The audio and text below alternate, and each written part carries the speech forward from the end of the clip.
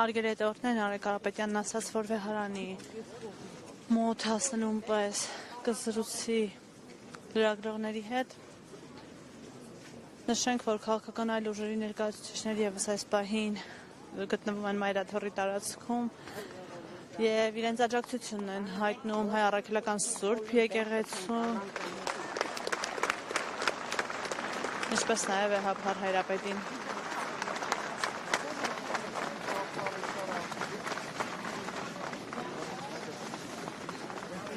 Ժողովուրդ, սպասեք, տեղավորվենք նոր։ Ընկերներ, տեղավորվենք նոր։ Մի պրտեք էլի ժողովուրդ։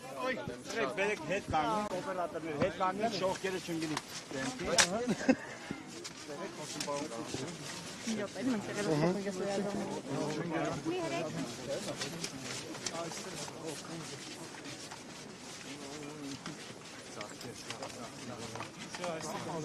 Տղեկ, ձախ,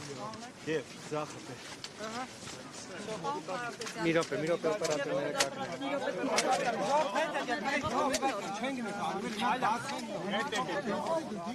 Մի կորացեք, լավ, նախորդին ասել էիք, որ Փաշինյանին հորդորել էիք, այսպես չգնալ։ Այս քայլին ամեն դեպքում քայլը արված է եւ այստեղ են թե Փաշինյանի թիմագիծները, թե 10 եպիսկոպոսներին աջակցող ինչ-որ հատված եւ նաեւ Վեհափարին անվերապահորեն աջակցողները, Մայրաթոռին անվերապահորեն աջակցողները, ինչպիսի հանգուցալուծում եք ակնկալում այս փուլում։ Հանգուցալուծումը միանշանակ կանոնական կարգով է լինելու, մեր եկեղեցու կանոնական կարգով։ Այս քայլով Փաշինյանը ուզում է աշխարհին ցույց տալ, որ նա չի պայքարում եկեղեցու դեմ, բայց բոլորս Հայաստանում ապրողները գիտեն, որ նա սրբազաններին, քահանաներին կալանավորում է եւ պայքարում է եկեղեցու անկախության դեմ։ Նա փորձում է ցույց տալ, որ սա ներեկեղեցական խնդիր է, սակայն մեր հայաստանյան եկեղեցու arczepiskopos-ներից շատերը,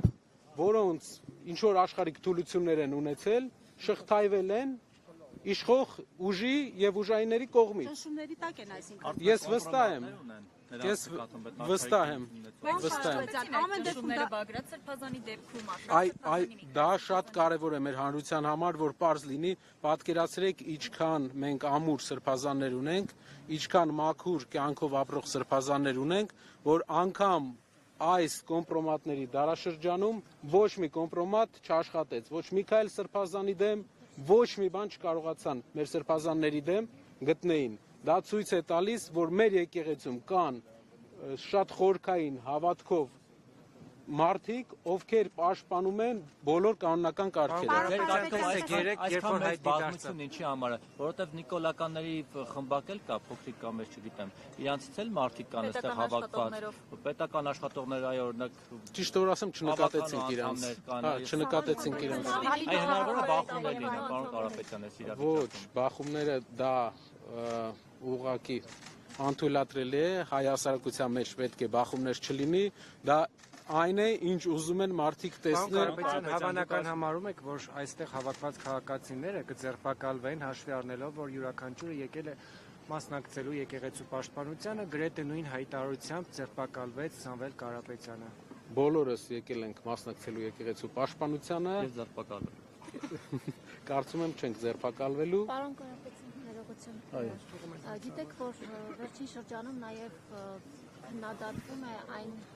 խնդիր, ասեմ, որ վեհարանի ներսում կախված է Սամվել Կարապետյանի եւ նրա տիկնոջ մեծադիր նկարը, եւ սա շահարկվում է։ Խնդրում եմ, ասեք ինչու է կախված եւ դուք ինքներդ ինչպես եք վերաբերվում նրան, որ քաղաքացիական անձանց նկարներ են կախված վեհարանի ներսում։ Շատ շնորհակալ եմ հարցի համար, շատ կարևոր հարց է։ Ներկայացնեմ հարցի բնույթը, որտեղ մեր հանրությանն էլ հետաքրքիր կլինի։ Նկարը Սամվել Կարապետյանի, ինչպես նաև հայ եկեղեցու մյուս բարերարների, կախված է վեհարանում, քանի որ վեհարանը հոգևոր, ինչպես Ալեքսանյանը Ալիկը ներկայացրել է, դա կաթողիկոսի աշխատանքի վայրն է։ Վեհարանում, որտեղ որ տարբեր պատմական թանգարանում, վեհարանի թանգարանում, ու իմ հիշելով կա նաև Ալեք Մանուկյանի նկարը, կան նաև այլ հայ բարեգործների նկարները վեհարանում, որը հայ եկեղեցու, ինչքան մենք գիտենք նաև կաթոլիկ եկեղեցու ավանդույթների մեջ է։ Դա է պատճառը, ճանաչելով Սամվել Կարապետյանին, ես կարող եմ ասել, որ նա երբեք չի բարձրաձայնել այն բաները, որ ինքը արել է եւ երբեք կողմ չի եղել, բայց դա մեր հոգեվոր դասի երևի քայլն էր ի պատիվ իրենց։ Նիկոլ Փաշինյանն այսօր ասեց աջակցում է եպիսկոպոսներին, 10 եպիսկոպոսներին աջակցում է, բայց չի ուղղորդում։ Նիկոլ Փաշինյանը պառակտում է մեր եկեղեցին, պառակտում է մեր հասարակությանը։ Մենք բոլորս գիտենք ինչպես են հոգևոր դասի երեսները հայտնվել այդ վիճակում։ Նրանցից շատերին, մի քանիսին ես անձամբ ճանաչում եմ եւ կարող եմ վստահ ասել, որ նրանց կարծիքը Նիկոլ Փաշինյանի մասին շատ ավելի ոչ դրական է, քան շատ ընդդիմադիրների։ Նկատում եք 10 եպիսկոպոս։ Այո, նրանցից մի քանիսին ես ճանաչում եմ, նրանք իրենց անձնական կարծիքով ունեն շատ Նիկոլ Փաշինյանի հանդեպ շատ ոչ դրական կարծիք, ինչպես է ստացվել, որ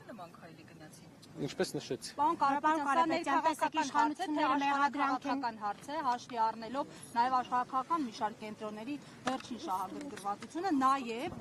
բաց աջակցությունը, օրինակ Փաշինյանի ու նրա թիմին հիբրիդային գործակալների դեմ պայքարելու տեսանկյունից։ Այս առումով էլի Շատ կարևոր հարց է։ Այս քայլերը, հայ եկեղեցու անկախության դեմ միտված քայլերը, դա քայլ է ընդհանուր հայկական հայոց ցեղասպանության ճանաչման, հայկական շահերի միջազգային հարթակներում ներկայացման դեմ։ Դրանից առաջ դրան նախորդել է Թուրքիայի հետ բանակցությունները, որի արդյունքում մենք հետագայում ենք իմանալու, թե ինչ պայմանավորվածություններ եւ ինչ պարտավորություններ է ձեռք բերել այս իշխանությունը։ Հաստատ ուզում եմ վստահեցնել, որ ինչ որ մարդկանց կուսակրոնությունը չէ այս ամբողջ շարժման գաղափարը, իրենց պետական ճնշման գաղափարը, նրանց գաղափարը եկեղեցին զրկել անկախությունից, որպեսզի հայ եկեղեցին չունենա ազգային օրակարգ տանելու իրավունք։ Հիշում եք, մի օրինակ բերեմ։ Դրսի ուժերի հետ պայմանավորվածությունների արդյունքում։ Նպատակը որն է եւ կոնկրետ ում է սպասարկում այս խնդիրը, ում շահն է սպասարկում, ում է ծառայեցնել։ Ձեր կարծիքով հայ եկեղեցու անկախության կորուստը ում պետք է սպասարկի։ Գուցե այն երկին, որտեղից որ այսօր բենզին է եկել Հայաստան մեծ քանակությամբ։ Ինձ թվում է այդ երկրի թափը դեռ չի հերիքի, որպեսզի մի քիչ ավելի այդ երկրից մի քիչ ավելի մեծ։ Տեսնենք ամեն ինչ ժամանակի ընթացքում Աստված առաջ կպարզվի եւ մենք իմանանք, թե ինչ պարտավորությունների դաշտ է մտել մեր իշխանությունը, որ ստիպված է այս քայլերին գնալ։ Որպես գործար այդ բենզինի մասով ինչ կասեք, որ ադրբեջանական բենզին են մտնում Հայաստան եւ կամաց սովորեցնում են նաեւ դրան։ Շատ մի հատ հետաքրքիր բան ասեմ։ Երբ որ մենք ուզենանք մի բան, որ ասում են ապաշրջափակում, ինչը լավ բան է տրանսպորտային առումով, բայց երբ որ հայկական գործարարը ուզենա ինչ որ բան վաճառի Թուրքիայում, այսօր Վրաստանի միջոցով չի կարող, որովհետև հայկական ապրանքների մուտքը Թուրքիա արգելված է։ Դա կապված չէ ոչ մի հարցի հետ, ուղղակի այդ երկիրը չի թողում, չի գնում մեր ապրանքները։ Նույնն էլ Ադրբեջանի հետ։ Ինչ իրենք կարողանալու են, վաճառել են մեր վրա, ինչ իրենք չեն կարողանալու, չեն թողելու, մենք վաճառենք իրենց վրա։ Դա չի կարող թույլ ձևի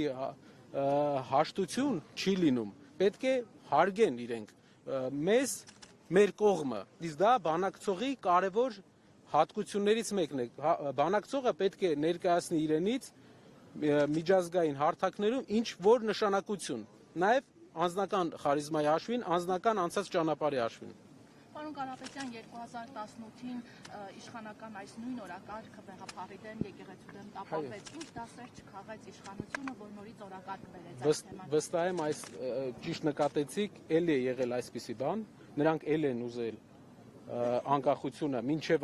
այս բոլոր process-ները վերացնել եկեղեցու, էլի չի ստացվել,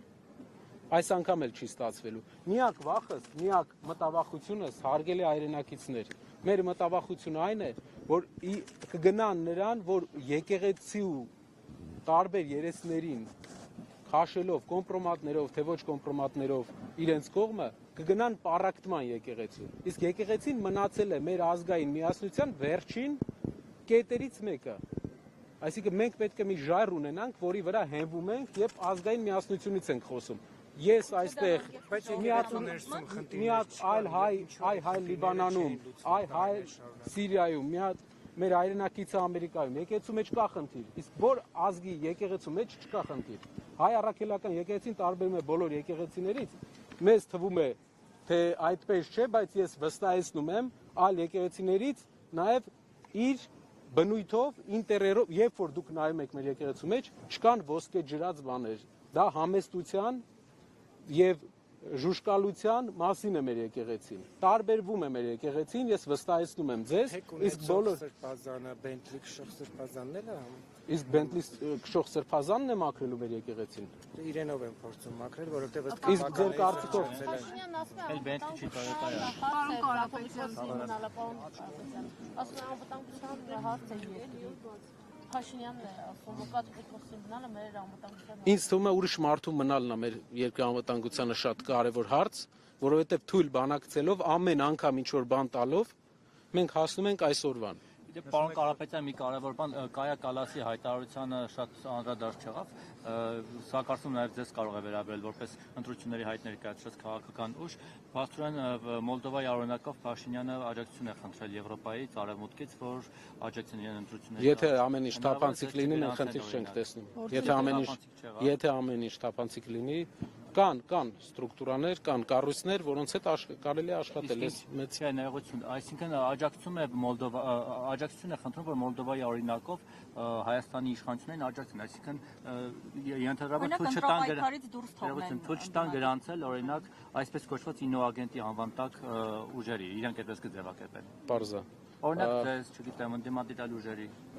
ՔԼՉ-ի հետ բանակցողները ու ՔԼՉ-ից ամեն անգամ ինչ-որ ցույցում ստացողները թող մի հատ իրենց կողքերը նայեն, թե ով ում ազդեցության տակ է եւ ով ում օրակարգն է առաջ տանում։ Եթե որոշեն չգրանցել։ Շարունակեմ։ Էս մեկ, երկրորդը հայ հասարակության մեջ կա փոփոխության պահանջ։ Բոլորս միահամուռ կերպով, բոլորս փողոցում, մարդկանց հետ շփման մեջ, այս օրերի ընթացքում մենք բոլոր տեղերը տեսել ենք, որ մեր ժողովուրդը ուզում է փոփոխություն։ Մեր ժողովուրդը ուզում է կայունություն եւ նաեւ համերաշխ, որ ապրենք մեր երկրում, ոչ թե 3 միլիոնով իրար հետ խնդիրներ ստեղծենք։ Այդ փոփոխությունը քաղաքական ուժերը եւ քաղաքական դաշտը պետք է ապահովի։ 3 միլիոն վարչապետը մի երկրի համար շատ է։ Երկիրը պետք է ունենա մի վարչապետ, երկիրը պետք է ունենա 3 միլիոն քաղաքացի, ովքեր ապրում են ոչ թե աղքատության մեջ, ինչպես այսօր, ոչ թե 500,000 աղքատ մարդ, որը 7 տարվա ընթացքում 3 թե 4% է աղքատությունը նվազել։ Տնտեսական աճի ասում են շատ լավ է, բայց 7 տարվա ընթացքում այս պայմաններով եթե գնա, եթե այս աղքատության անկումով գնանք, աղքատությունը Հայաստանում կաղթարվի մոտապես 85 տարուց։ Հուսով եմ բոլորը ներկա կլինեք այդ իրադարձությանը, բայց չեմ կարծում, որ այստեղ մարդ կլինի, ով կտեսնի աղքատության աղթարումը այս տեմպերով։ Մենք պետք է շատ արագ, շատ ակտիվ փոփոխություններ անենք մեր երկրում, որպեսզի կարողանանք տնտեսական ավելի մեր յուղերի բնակչությանը, մեր փոքր քաղաքների բնակչության աղքատությունից անենք, բայց այսօր քաղաքական թեմատիկայով ես մի քիչ գնացի ավելի շատ ձեր հարցի հետևից քաղաքական թեմատիկայի կխնդրեի ավելի շատ կենտրոնանանք այն միասնականության վրա, որի վրա մենք աշխատում ենք այսօր եւ թույլ չտանք որևէ անախորժություն, այլ միայն այսօրը լինի համերաշխություն։ Բայց 3 ՔՊ-ից ասում էին, որ դուք քաղաքական այսպես ենթատեքստ եք տալիս, գալիս եք եւ եպիսկոպոսների հայտարարության մեջ էլ քաղաքական ենթատեքստ ասում են հարայի հասե քաղաքական օրակարգերով սիրում են մայրացնել։ Եկեղեցու ներքին գործերի մեջ եք մտնում։ Ասում են Քոչարյանն ու Տաշիրեն գալիս են այստեղ գրոհելու։ ԿՊ-ն խոսում է եկեղեցու ներքին Կաթողիկոսը մենք որպես հավատավոր հայրենիներ գիտեք, որ միշտ հայտարարել ենք եւ իրենք էլ գիտեն, որ բոլորն էլ գիտեն, որ մենք միշտ այստեղ ենք լինելու, միշտ լինել ենք մեր եկեղեցու կողքին։ Ինչ վերաբերում է եկեղեցու գործերին, երևի հայկական բոլոր առաջնորդներից ամենաշատը իրենք են անում, լինելով իրենցից շատերը չունենալով քրիստոնեական հավատ, որի մասին իրենք արտահայտվել են, այսինքն այն մարդը, ով համակարգում է եկեղեցու դեմ արշավը, նա չի հավատում, քրիստոնյա չէ։ Նա հայտարարել է այդ մասին։ Ինչի մասին է խոսքը։ Իրանք քաղաքական օրակարգ են անում, մենք ունենք նախագահի պաշտոն մեր երկրում։ Ասում են շատ լավ մարդ է, բայց շատ լավ պաշտոն է։ Երբ ԿՊԱ-կան դարձավ նախագահ, մենք զգում ենք նախագահն ինչ գործ է անում։ Նույնն էլ ուզում են բոլոր մյուս կառույցների վրա։ Երբեք ԿՊԱ-կան չի եղել։ չի եղել։ Հայաստանրության։ Պարոն Կարապետյան, չպատասխանեցիք իմ հարցին, եթե որոշեն արևմուտքի աջակցությամբ չգրանցել ընդդիմադիր ուժերին, այդ թվում ձեզ, ինչ եք անել եւ ինչ եք անում, որ կանխեք այդ գործընթացը։ Երբ այդպիսի բանի խնդիր լինի, արդեն մենք հանդես կգանք քայլերի եթե ամեն ինչ թափանցիկ լինի Կայա Կալասի հայտարարությունը ձեզ մտահոգել է։ Եթե ամեն ինչ թափանցիկ լինի, ես վստահ եմ մենք մտահոգություն չունենք։ Շնորհակալ եմ։